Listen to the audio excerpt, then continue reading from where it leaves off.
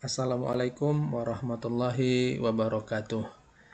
Bapak Ibu sekalian, para pengelola jurnal dimanapun berada, jumpa lagi dengan saya Dr. Rahmat Rifai Lubis MPDI pada video kupas tuntas akreditasi jurnal Sinta. Jika pada video sebelumnya, Bapak Ibu, kita telah membahas tentang kriteria penilaian akreditasi jurnal yang keempat, yakni substansi artikel, maka pada video kali ini kita melanjutkan pada kriteria yang kelima, yakni gaya penulisan.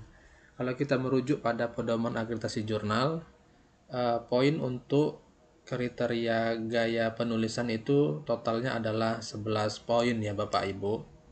Nah, Bapak Ibu, untuk unsur ataupun kriteria gaya penulisan ini memiliki beberapa sub unsur. Apa saja sub unsur pada kriteria tersebut? Mari kita lihat. Yang pertama adalah keefektifan judul artikel. Kemudian yang kedua adalah pencantuman nama penulis dan lembaga penulis. Yang ketiga adalah abstrak, kemudian kata kunci. Yang kelima adalah sistematika penulisan artikel. Keenam, pemanfaatan instrumen pendukung. 7. Sistem pengacuan pustaka dan pengutipan. 8. Penyusunan daftar pustaka. Dan yang ke-9 adalah penggunaan istilah dan kebahasaan. Jadi Bapak Ibu ada 9 subunsur untuk kriteria penilaian gaya penulisan. Mari kita bahas Ibu satu persatu, kita lihat pada tabelnya secara langsung untuk subunsur, indikator, dan masing-masing nilai. Yang pertama adalah keefektifan judul artikel. Indikatornya ada 3, nilai maksimalnya atau nilai tertingginya adalah 1. Nilai 1 akan didapat jika judul artikelnya itu lugas dan informatif. Kemudian indikator kedua dengan poin 0,5, lugas tapi kurang informatif atau sebaliknya gitu. Kemudian akan dapat nilai 0 jika tidak lugas dan tidak juga informatif. Nah, Bapak Ibu, apa yang dimaksud dengan lugas dan informatif ini? Mari kita lihat rincian pada pedoman akreditasi ini. Judul artikel dalam jurnal ilmiah harus mencerminkan inti dari isi tulisan, spesifik dan efektif yang diukur dari kelugasan penulisannya dan keinformatifannya. Artikel yang menggunakan selain bahasa Inggris sebaiknya dilengkapi dengan terjemahan judul dalam bahasa Inggris. Namun judul yang dimasukkan dalam metadata website adalah sesuai dalam bahasa utama artikelnya. Memang pada artikel naskah yang berbentuk PDF itu ya Bapak Ibu, jika memang artikelnya sudah berbahasa Inggris, ya memang tidak perlu lagi dibuat dalam bahasa Indonesia atau bahasa lainnya gitu ya. Tetapi jika menggunakan selain bahasa Inggris, katakanlah misalnya bahasa Indonesia gitu, memang ada baiknya kalau kita merujuk pada pedoman akreditasi ini sebaiknya dilengkapi dengan terjemahan dalam bahasa Inggris. Tapi nanti pada metadatanya atau pada websitenya begitu ya. Nah, seperti ini misalnya kita ambil, nah ini namanya metadata. Sebaiknya memang di sini walaupun nanti pada artikel Bapak Ibu itu dalam bahasa Indonesia, bahasa utamanya adalah bahasa Indonesia misalnya, tetapi pada PDF-nya Bapak Ibu juga menyertakan judul dalam versi bahasa Inggris. Nah, tetapi nanti pada metadatanya ini, pada websitenya ini, yang Bapak Ibu cantumkan adalah judul dalam versi bahasa utamanya, yakni dalam bahasa Indonesia. Tetapi nanti di PDF-nya ada dua-dua, ada bahasa Indonesia, ada juga bahasa Inggrisnya. Begitu Bapak Ibu. Nah, jadi dalam penilaian ini tuntutannya adalah lugas dan informatif gitu. Jadi harus lugas dan juga memberikan informasi. Mari kita lihat ya Bapak Ibu yang efektif atau yang tidak efektif, atau dalam kata lain yang lugas atau informatif gitu. Ini contoh judul yang lugas informatif. pengaruh model problem based learning terhadap kemampuan berpikir kritis siswa. Strategi guru pendidikan agama Islam dalam meningkatkan motivasi belajar siswa di madrasah aliyah. Jadi memang pada judul ini langsung memberikan informasi ya. Informasinya adalah pengaruh dari model terhadap kemampuan berpikir gitu. Itu informasinya gitu. Dan lugas gitu. Lugasnya artinya dia tidak bertele-tele begitu judulnya. Tidak berulang-ulang begitu. Nah, Bapak Ibu, kita lihat dulu judul yang tidak efektif ini. Sehingga kita nanti bisa memperbandingkannya Bapak Ibu. Yang pertama, upaya-upaya yang dilakukan oleh guru dalam rangka meningkatkan berbagai aspek pembelajaran pendidikan agama Islam pada siswa di sekolah. Nah, ini judulnya tidak lugas gitu. Kenapa tidak lugas ya? Karena ada beberapa kata yang sebenarnya tidak diperlukan dalam judul ini. Nah, upaya-upaya begitu ya. Ya, tidak perlu sampai 2 kali diulang, upaya saja sudah cukup sebenarnya. Kemudian upaya guru gitu, tak perlu lagi yang dilakukan karena ini tidak efektif ini. Dalam rangka, nah ini juga tidak efektif. Upaya guru meningkatkan begitu saja seharusnya. Artinya pada judul ini terdapat beberapa kata yang boros begitu ya, sehingga menyebabkan tidak efektif dalam judul tersebut. Nah, Bapak Ibu, di dalam judul pada artikel itu lazimnya kadangkala ditemukan tidak mencantumkan nama lokasi penelitian gitu ya. Memang lazim tidak mencantumkan nama lokasi, bukan berarti penelitian itu tidak punya lokasi. Penelitian itu punya lokasi, tetapi terkadang memang pada jurnal kita melihat di judul itu tidak diterterakan nama lokasi penelitiannya. Nah, Bapak Ibu, memang ada beberapa alasan kenapa tidak mencantumkan nama lokasi penelitian atau lokasi penelitian. Alasannya diantaranya adalah dengan adanya lokasi itu, dengan mencantumkan lokasi itu akan terkesan cakupan penelitiannya menjadi sempit gitu. Katakanlah misalnya penelitian itu pengaruh model problem based learning terhadap kemampuan berpikir kritis siswa SMP 1 negeri ini misalnya gitu ya. Jadi terkesan penelitian itu ya hanya di SMP saja gitu. Sehingga kesan untuk luas itu tidak ada.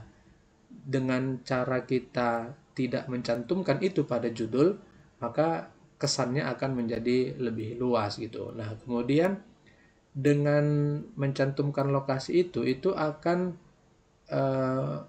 berpotensi penulis dalam skala internasional, katakanlah penulis dalam skala global itu berpotensi untuk enggan dalam membacanya. Kenapa? Ya karena skalanya kecil begitu, tidak cakupannya besar.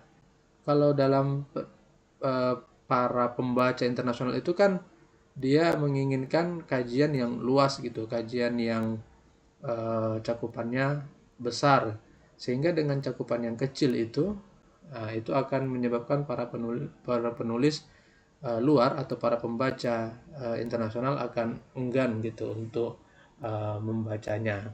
Jadi itu alasan mengapa pada jurnal-jurnal itu terkadang lokasi penelitian itu tidak dicantumkan.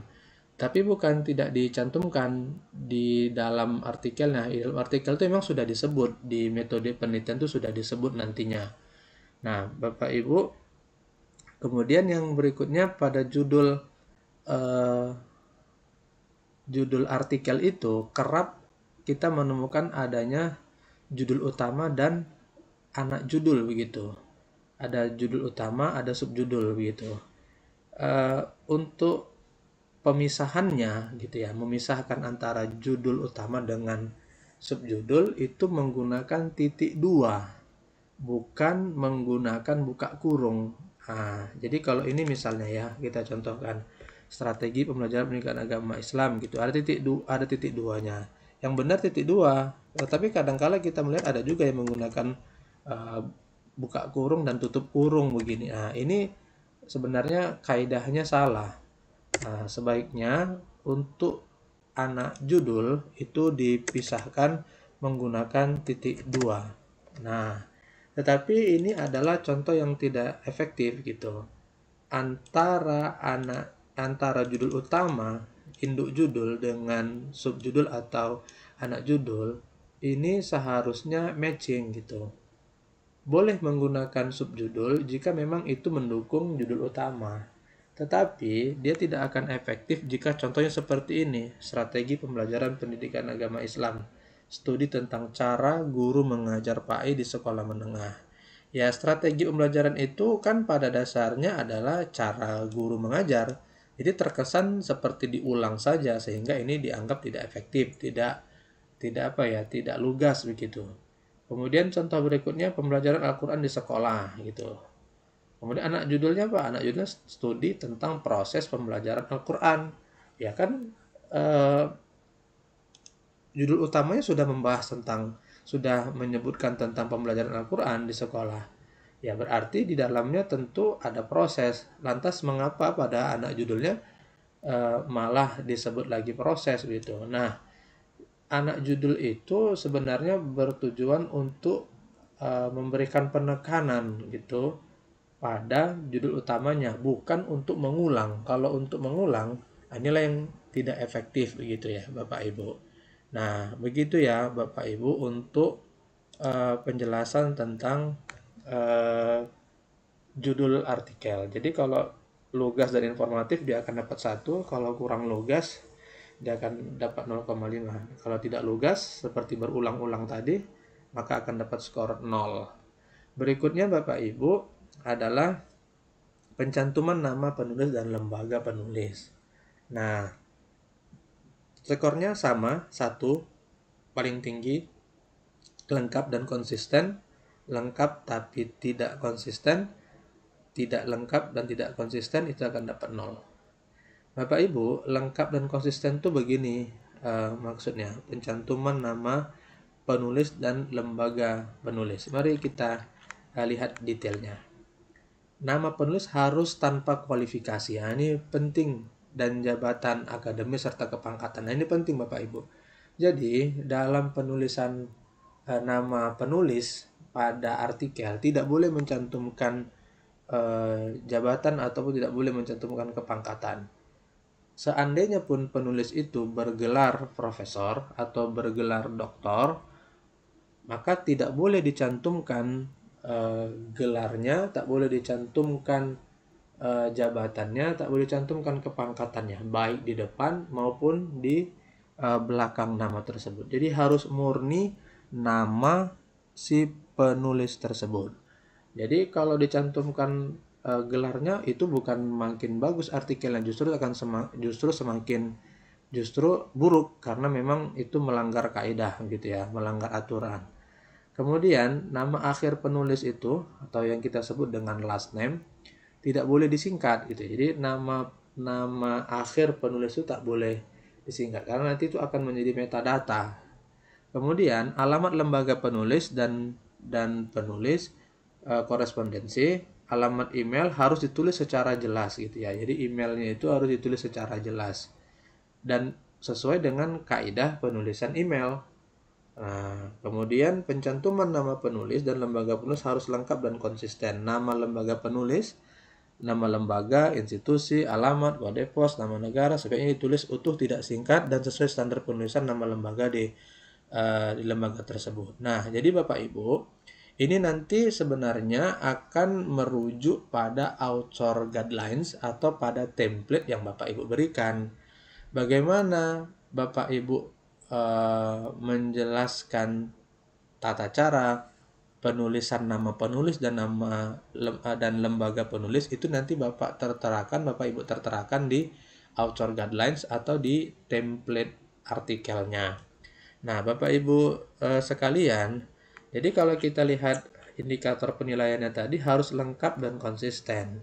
Nah, Bapak Ibu, ini contoh nama penulisannya sudah benar. tidak menggunakan gelar ataupun jabatan. Jadi kalau ada 3 penulis, Bapak Ibu, tergantung dari template-nya. Jika penulisan template-nya itu dipisahkan dengan koma, maka pisahkan dengan koma. Kemudian di bawah nama biasanya kan tertera afiliasi ataupun lembaga dari si penulis. Nah, lembaga si penulis itu harus konsisten dalam penulisannya. Nanti artikel Bapak Ibu PDF-nya akan dicek satu persatu untuk menunjukkan kekonsistenan. Nah, misalnya begini, Rahmat Rifai Lubis, Universitas Sumatera Utara. Ini kan lengkap ya penulisannya. Kemudian Siti Fatimah, penulis kedua, penulisan afiliasinya atau nama lembaganya disingkat Unimed begitu. Sementara yang ini panjang, lengkap, Universitas Sumatera Utara, tidak disingkat gitu. Sementara ini disingkat. Nah, ini yang disebut dengan tidak konsisten. Nanti Bapak Ibu, asesor itu akan memeriksa artikel pada edisi yang satu dengan edisi yang berikutnya, dia akan cross check itu satu persatu. Kalau ada penulisan nama lembaga yang satu utuh, yang satu singkatan, atau yang satu pakai nama kota, yang satu nggak pakai nama kota, itu nanti akan dianggap tidak konsisten. Kalau tidak konsisten, maka nanti skornya bisa 0,5 atau bahkan bisa 0. Kalau tidak konsisten ya cukup parah, artinya banyak yang tidak konsisten, nanti bisa jatuh jadi 0. Makanya harus lengkap dan konsisten dalam penulisan lembaganya. Nah, kalau misalnya begini, ini kadang juga mau terjadi gitu ya. Misalnya Rahmat Rifai Lubis, tulis di sini misalnya begini, misalnya dosen Universitas Sumatera Utara. Sedangkan yang ini dia tulis begini, dosen prodi. Nah, gitu ya, prodi fisika misalnya Unimed. Nah, di sini dia hanya menyebutkan dosen, kemudian nama kampus. Sedangkan di sini dia sebutkan kedudukannya sebagai dosen dan dia sebutkan prodinya baru nama universitasnya, institusinya. Tentu ini tidak konsisten gitu. Jadi memang kekonsistenan sangat perlu ya dalam penulisan nama penulis dan nama lembaga. Bapak Ibu sekalian, berikutnya adalah abstrak. Abstrak ini skornya adalah 2, tertingginya 2. Abstraknya harus jelas, ringkas dalam bahasa Inggris dan atau bahasa Indonesia. Itu dapat nilai 2. Abstraknya kurang jelas dan kurang ringkas dalam bahasa Inggris dan atau bahasa Indonesia 1. Abstrak tidak jelas dan bahasa tidak baku itu 0,5. Mari kita lihat begini. Nah, abstrak artikel jurnal paling sedikit meliputi tujuan kajian, metode singkat, hasil temuan singkat, dan simpulan singkat. Nah, coba kita cek ya Bapak Ibu, misalnya di sini misalnya ini, mari kita lihat misalnya ini.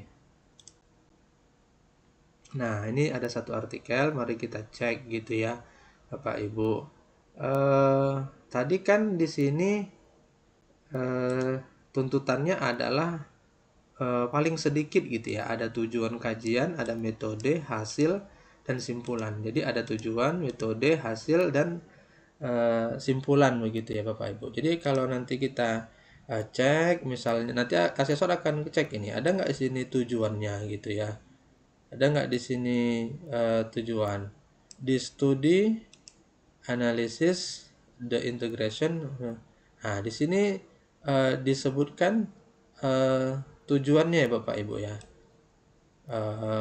Penelitian ini untuk menganalisis gitu ya. Ini tujuannya. Kemudian di sini metodenya, kemudian ada resultnya, kemudian di sini ada simpulan berbentuk rekomendasi. Nah, jadi Bapak Ibu di abstrak itu emang harus ada unsur itu ya. Harus ada unsur tujuan, harus ada metode singkat, hasil temuan singkat, dan simpulan singkat. Nah, kemudian setiap artikel dalam jurnal ilmiah harus disertai satu paragraf abstrak. Jadi bukan ringkasan yang terdiri dari beberapa paragraf. Nah, jadi begini Bapak Ibu. Ini adalah abstrak. Jadi abstrak itu dia harus satu paragraf saja begini. Nah, jadi tidak boleh nanti ada dua paragraf gitu. Jadi kan biasanya kan paragraf itu kan kalau ada dua paragraf itu kan ditandai dengan baris pertama itu agak menjorok ke kanan gitu ya, agak ditabulasi lah gitu intinya ke kanan. Kemudian nanti ditabulasi ke kanan untuk paragraf berikutnya gitu. Nah, itu menunjukkan adanya dua paragraf. Di abstrak itu tidak boleh ada beberapa paragraf. Cukup satu paragraf saja begini. Nah, jadi Bapak Ibu yang sudah terlanjur jurnalnya itu punya beberapa paragraf, untuk edisi berikutnya itu Bapak Ibu perlu untuk merubah gitu ya. Cukup satu paragraf saja. Nah, kemudian disertai satu paragraf bukan ringkasan dalam bahasa Inggris wajib dan atau bahasa Indonesia yang secara ringkas jelas itu tidak boleh ada rujukan gitu. Jadi Bapak Ibu di sini disebutkan bahwa abstrak itu harus dalam bahasa Inggris, wajib itu. Nah, jadi kalau Bapak Ibu ada dalam bahasa Indonesia, sertakan juga dalam bahasa Inggrisnya begitu. Kalau memang bahasa utamanya menggunakan bahasa Indonesia. Tapi kalau jurnalnya sudah memang menggunakan bahasa Inggris ya sudah. Nah, jadi bisa dalam bahasa Inggris. Ini kan disebutkan dalam bahasa Inggris dan bahasa Indonesia atau dalam bahasa Inggris atau bahasa Indonesia. Nah, begitu Bapak Ibu. Baik. Kemudian secara ringkas jelas utuh tidak boleh ada rujukan pustaka gambar dan tabel. Artinya begini, dalam abstrak tidak boleh ada rujukan ya, tidak ada boleh daftar pustaka, tidak boleh ada gambar, bahkan tidak boleh ada tabel ya, begitu ya Bapak Ibu. Baik, itu untuk abstrak Bapak Ibu. Selanjutnya adalah kata kunci. Nah, setelah abstrak kan ada kata kunci itu atau keyword gitu ya dalam bahasa Inggrisnya. Itu dapat skor 1 jika ada, konsisten, dan mencerminkan konsep penting dalam artikel. Ada tapi kurang konsisten atau kurang mencerminkan konsep penting dalam artikel, skornya 0,5. Tidak ada kata kunci, maka skornya 0. Bapak Ibu, kata kunci itu merupakan kata baku yang dipilih secara cermat supaya mampu mencerminkan konsep artikel terkait. Jadi kata kunci itu adalah beberapa kata atau frasa atau kelompok kata yang mencerminkan isi artikel gitu. Jadi kata kunci itu harus mampu mewakili dari isi artikelnya Bapak Ibu. Nah, jadi di sini disebutkan bisa berupa kata, artinya bisa berupa satu kata, bisa berupa frasa atau bisa berupa kelompok kata. Jadi kata kunci itu Bapak Ibu misalnya begini, misalnya kata kuncinya adalah misalnya adalah pendidikan Islam gitu ya. Ini kan namanya kelompok kata Bapak Ibu. Jadi pendidikan Islam ini ya memang dia kelompok kata dan ini bisa menjadi satu kata kunci. Atau misalnya lagi adalah madrasah gitu ya. Madrasah.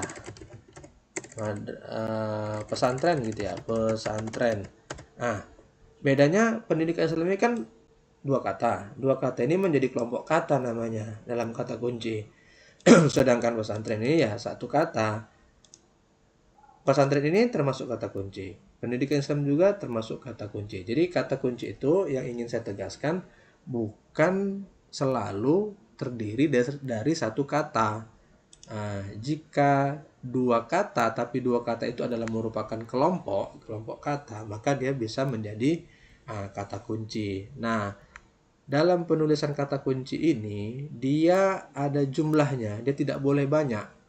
Dia hanya terdiri lazimnya 3 sampai 5 kata kunci.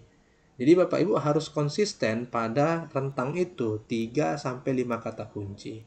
Artinya kalau ada nanti artikel yang sampai 6 kata kunci, kemudian atau ada yang di bawah dari 3 kata kunci, maka itu dianggap sudah tidak konsisten.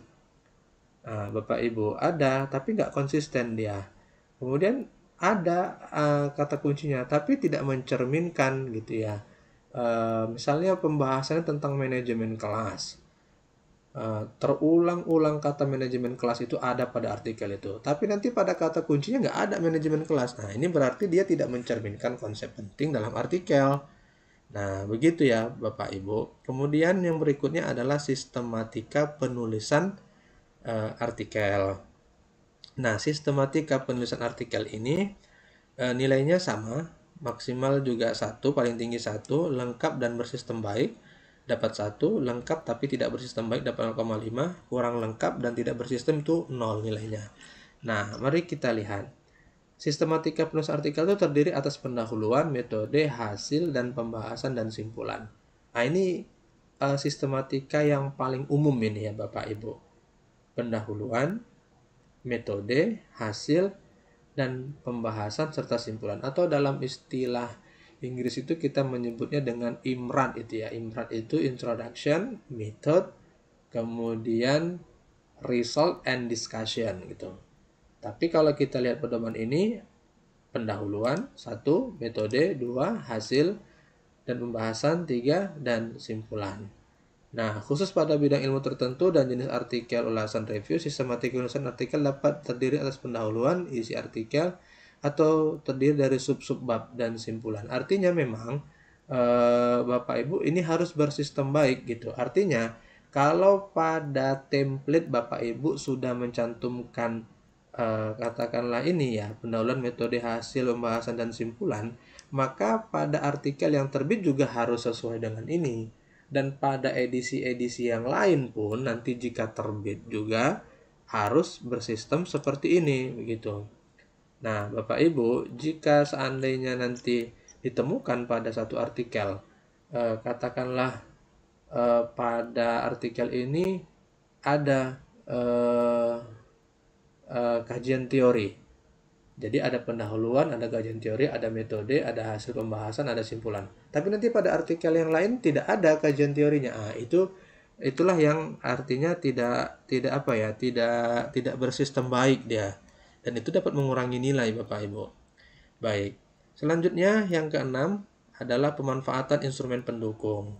Informatif dan komplementer. Indikatornya itu dapat 1, kurang informatif atau komplementer dapat 0,5, tidak termanfaatkan dapat 0. Nah, apa instrumen pendukung ini? Nah, instrumen pendukung ini adalah berbentuk ilustrasi, gambar, foto, tabel, dan grafik. Jadi pada artikel itu Bapak Ibu nanti akan diperiksa gitu. Ada nggak di dalam artikel itu menggunakan instrumen pendukung?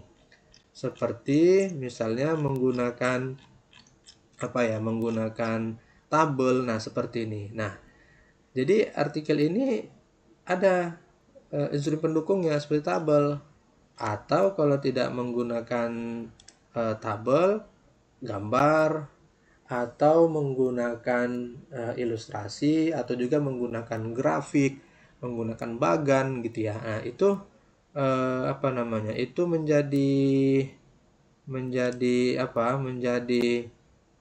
penilaian juga dalam akreditasi jurnal Bapak Ibu. Jadi sebisa mungkin dalam artikel itu Bapak Ibu harus menggunakan instrumen pendukung. Bapak Ibu boleh pilih, tapi memang instrumen pendukungnya harus harus memang relevan begitu dengan kebutuhan artikelnya. Baik. Kemudian Bapak Ibu yang berikutnya adalah sistem pengacuan pustaka dan pengutipan. Baku dan konsisten dan menyarankan menggunakan aplikasi itu dapat 1, baku dan konsisten tapi tidak menyarankan menggunakan aplikasi 0,5, tidak baku dan tidak konsisten dapat nilai 0.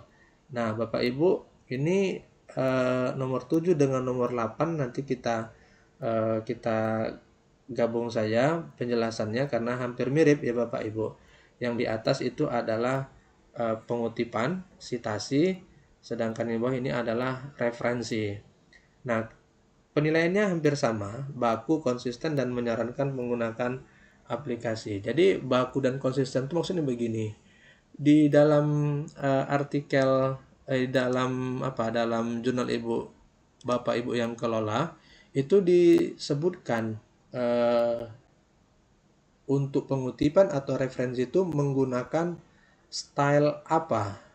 Kan ada style-style tertentu dalam sitasi ataupun pengutipan ya Bapak Ibu. Misalnya kita lihat nih pada author guidelines-nya. Nah, ini kita lihat. Nah, jadi reference-nya ini kita lihat. Nah, ini. Jadi ini ada bakunya Ibu. Sistemnya baku. Dia menggunakan sistem APA style. American Psychological Association style gitu. Jadi untuk pengutipan baik itu sitasi baik itu kutipan di dalam artikelnya maupun pada referensinya atau daftar pustakanya ya harus menggunakan standar baku ini yang APA style ini. Nah, jadi kemudian yang berikutnya penilaiannya adalah menyarankan menggunakan aplikasi. Nah, jadi di sini juga kan disarankan ini. Boleh menggunakan Mendeley, boleh menggunakan Zotero. Ini silahkan pilih, boleh menggunakan Mendeley, boleh menggunakan Zotero. Nah, Bapak Ibu, nanti asesor akan mengecek itu ya pada artikel Bapak Ibu, apakah artikelnya sudah menggunakan Mendeley atau menggunakan aplikasi atau tidak menggunakan aplikasi. Itu nanti akan bisa dicek Bapak Ibu. Nah, Bapak Ibu sekalian, itu skornya 1 ya Bapak Ibu ya. Yang maksimal, yang paling tinggi 1. Kalau nggak konsisten ya 0,5 begitu. Nah, jadi sebenarnya mudah saja agar konsisten ya gunakan aplikasi karena di aplikasi itu kan sudah tersistem dia. Berpotensi tidak konsisten itu jika tidak menggunakan aplikasi. Kalau menggunakan aplikasi pasti akan konsisten. Nah, baik berikutnya, tapi begini Bapak Ibu, ada satu yang biasanya lazim itu yang tidak konsisten adalah penggunaan pencantuman DOI gitu. Ketika menuliskan referensi, ada beberapa artikel yang menjadi referensi tidak dicantumkan DOI-nya. Sementara ada beberapa artikel yang dicantumkan DOI-nya. Nah, itu akan dianggap oleh asesor tidak konsisten. Jadi kalau begitu, Bapak Ibu nanti pada author guidelines, kan tidak semua artikel itu kan menggunakan DOI. Maka pada author guidelines ataupun pada template, Bapak Ibu harus memberikan saran kepada para penulis untuk mengutip artikel yang memiliki DOI. Tidak disarankan bagi penulis mengutip artikel yang tidak memiliki DOI. Bagaimana jika tidak ada DOI-nya? Kalau tidak ada DOI-nya dalam sistem elektronik ya silakan saja cantumkan laman websitenya. Tapi sangat disarankan kepada para penulis gunakanlah referensi kalau di elektronik yang ada DOI-nya. Digital Object Identifier. Berikutnya Bapak Ibu, yang ke-9 adalah penggunaan istilah dan kebahasaan. Nah, poinnya 2, berbahasa Indonesia atau berbahasa resmi PBB yang baik dan benar. Kemudian berbahasa Indonesia atau berbahasa resmi PBB yang cukup baik dan benar. Berbahasa yang buruk itu akan dapat 0. Jadi 2, 1, 0. Nah, Bapak Ibu, mari kita cek ini ya. Jurnal ilmiah itu dicirikan oleh penggunaan istilah yang baku dan bahasa yang baik dan benar. Struktur kalimat yang baku, baik dan benar menjadi standar yang harus dipenuhi oleh jurnal ilmiah. Istilah-istilah yang digunakan harus baku. Jadi nanti gini, Bapak Ibu, artikel akan dicek oleh asesor. Dalam hal penilaian itu dia akan membaca itu artikel secara rinci atau secara sekilas. Kalau ia temukan ada penggunaan istilah yang tidak baku gitu ya. Misalnya penulisan kata efektif. Dia efektifnya menggunakan huruf P, tidak menggunakan huruf F misalnya. Nah, maka kesalahan dalam penulisan itu akan dianggap tidak baku. atau penulisan Al-Quran misalnya. Bagaimana penulisan Al-Quran yang benar? Apakah menuliskan Al-Quran menggunakan tanda penghubung atau tidak tanda penghubung? Maka Bapak Ibu harus mengeceknya pada Kamus Besar Bahasa Indonesia. Nah, kesalahan dalam penulisan itu, maka itu akan berdampak dianggap tidak baku dalam penggunaan kata, penulisan katanya. Jadi Bapak Ibu begitu juga dalam bahasa Inggris. Nah, dalam bahasa Inggris Bapak Ibu memang harus mampu untuk memahami grammar ataupun tata bahasa sehingga memang betul-betul lah berbahasa dalam artikel itu baik dan benar. Itu sebabnya sebelum artikel itu terbit perlu di proofreading terlebih dahulu untuk memastikan bahwa penggunaan kata ataupun kalimat itu baik dan benar, baku, sehingga betul-betul menunjukkan atau mencerminkan karya itu bersifat ilmiah.